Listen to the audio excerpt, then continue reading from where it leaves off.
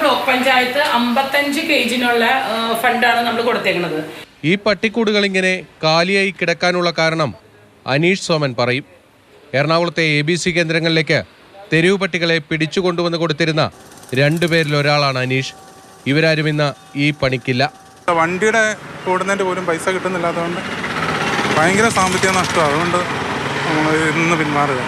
ഒരു നായ പിടിക്കുമ്പോൾ 500 രൂപയുള്ളൂ. അത് നമ്മൾ പിടിച്ചുകൊണ്ട് ചെല്ലുകയും ചെയ്യണം, അതുപോലെ തന്നെ സർജറി കഴിഞ്ഞ് റിട്ടേൺ കൊണ്ടുപോയി വിടുകയും ചെയ്യണം. അതിനാണ് 500 രൂപ തരുന്നത്. ഞാനിപ്പോൾ ഇവിടെ വന്നത് ആറ്റിങ്ങിലെ വെൽഡിങ് കോഴ്സ് പഠിക്കാണ്ട് വന്നു. ഇത് മാത്രമല്ല, ജില്ലാ പഞ്ചായത്തിന്റെ ഫണ്ട് നിലച്ചതോടെ 3 മാസം മുൻപ് കോലഞ്ചേരിയിലെയും മുളന്തുരുത്തിയിലെയും ABC കേന്ദ്രങ്ങൾ പൂട്ടിയിരുന്നു. വെറ്റിനറി സർജൻ അടക്കമുള്ള താൽക്കാലിക ജീവനക്കാർക്ക് ശമ്പളവും മുടങ്ങി. തെരുവുനായ ആക്രമണങ്ങൾ വീണ്ടും വാർത്തകളിൽ നിറഞ്ഞതോടെ പൂട്ടിയ കേന്ദ്രങ്ങൾ കഴിഞ്ഞ ദിവസം പേരിന് തുറന്നു. എല്ലാം തൂത്തുതുടച്ച് വൃത്തിയാക്കിയെടുത്തെങ്കിലും വന്ധ്യംകരിക്കാൻ നായകളെ എത്തിക്കാൻ ആളില്ല.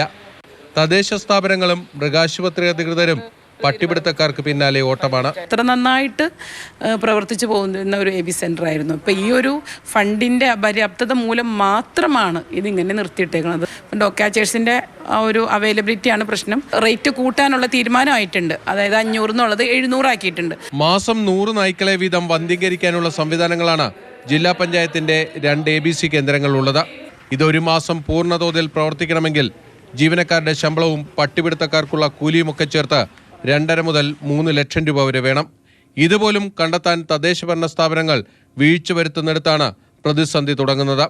ഇനി തെരുവ് നായ്ക്കളെ മാത്രം വന്ധ്യംകരിച്ചാൽ തീരുന്നതല്ല ഈ പ്രശ്നം. ബ്രീഡിങ്ങിനുള്ള ഉപയോഗിക്കാത്ത നായ്ക്കൾക്ക് സർജറി ചെയ്ത് വന്ധ്യീകരണം ചെയ്ത് നടത്തി പോയാൽ മാത്രമേ നമുക്ക് മുഴുവനായിട്ടും തന്നെ ഈ തെരുവ് നായ്ക്കളുടെ നിയന്ത്രണത്തിലേക്ക് പോകാൻ സാധിക്കുകയുള്ളൂ. ജില്ലയിൽ എവിടെയാണെങ്കിലും ആവശ്യക്കാരുണ്ടെങ്കിൽ ആ രീതിയിൽ നമ്മളിവിടെ കൊണ്ടുവന്ന് സർജറി ചെയ്ത് കൊടുക്കും. പെൺപട്ടിക്ക് 1500 രൂപയും ആൺപട്ടിക്ക് 750 രൂപയാണ് അവർ അടയ്ക്കേണ്ട തുക. കോലഞ്ചേരിയിലെയും മുളന്തുരുത്തിയിലെയും ABC കേന്ദ്രങ്ങളിൽ കഴിഞ്ഞ 2 വർഷത്തിനിടെ വന്ധ്യംകരിച്ചത് 1500ഓളം നായ്ക്കളെ മാത്രമാണ്. തെരുവുനായ ആക്രമണം വാർത്തകളിൽ നിറയുമ്പോൾ മാത്രം പ്രവർത്തിക്കേണ്ടതല്ല ABC കേന്ദ്രങ്ങളെന്ന് ഓർക്കേണ്ടത് തദ്ദേശഭരണ സ്ഥാപനങ്ങളും സർക്കാരുമാണ്.